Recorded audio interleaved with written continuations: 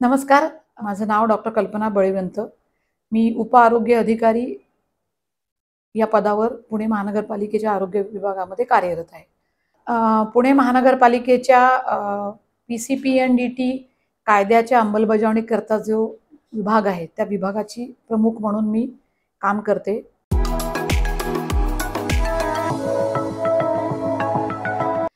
मी महानगरपालिकेत जवळजवळ 26 वर्ष कार्यरत आहे. विविध विभागांमध्ये मी काम केलेलं आहे.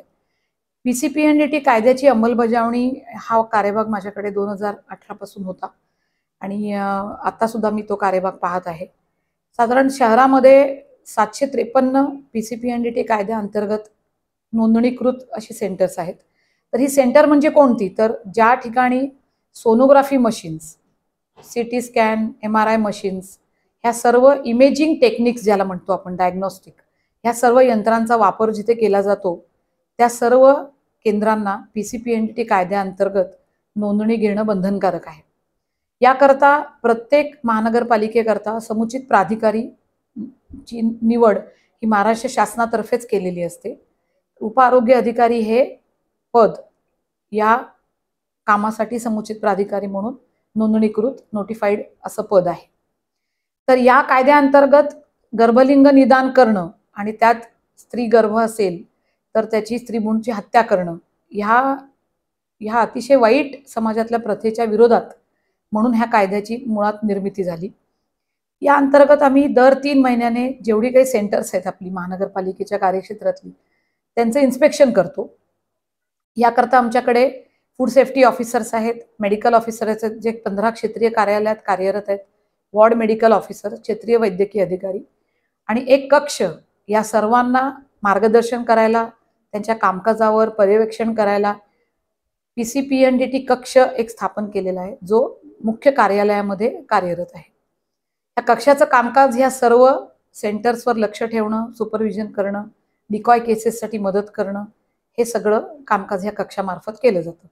ह्या कायद्याची यशस्वी अंमलबजावणी केली तर स्त्री भ्रूण हत्या आपल्याला रोखता येणार आहे आणि स्त्री पुरुष यांचं जे गुणोत्तर आहे समाजातलं ते आपल्याला व्यवस्थित समतोल त्याचा राखता येणार आहे. आता या कायद्यामध्ये नागरिक म्हणून कर्तव्य तर आमची आहेतच, त्याबद्दल काही वादच नाही, आम्ही करायचंच आहे काम. पण आमच्या ह्या कामाला समाजाने, कारण हा मुळात स्त्री भ्रूण हत्या, मुलगी नको हा प्रश्न समाजाचा आहे. समाजाला मुलगी नको, आई हवी आहे. आपण सगळीकडे पोस्टर्स वाचतो, आई हवी आहे, बहीण हवी आहे, बायको हवी आहे, सगळं हवं आहे, पण घरात मात्र माझ्या मुलगी नकोय, मला मात्र मुलगाच हवा आहे. ही आपली जी मानसिकता आहे, या मानसिकतेमुळे जे काही वैद्यकीय उपकरणांचे गैरवापर झाले आणि स्त्री भ्रूण हत्या मोठ्या प्रमाणात व्हायला लागल्या, त्यामुळे ह्या कायद्याची तरतूद सरकारला करावी लागली. तर ह्यात आम्हाला हा प्रश्न सामाजिक प्रश्न असल्यामुळे फक्त एकट्या महानगरपालिकेच्या एका विभागाच्या काही तुटपुंज्या 15-20 लोकांकडून हा प्रश्न सोडवला जाणार नाही. याकरता आम्हाला समाजातल्या सर्व थरातील नागरिकांची खरोखरच सहकार्याची आणि सोबतीची गरज आहे. याकरता एक टोल फ्री नंबर आपल्याकडे आहे.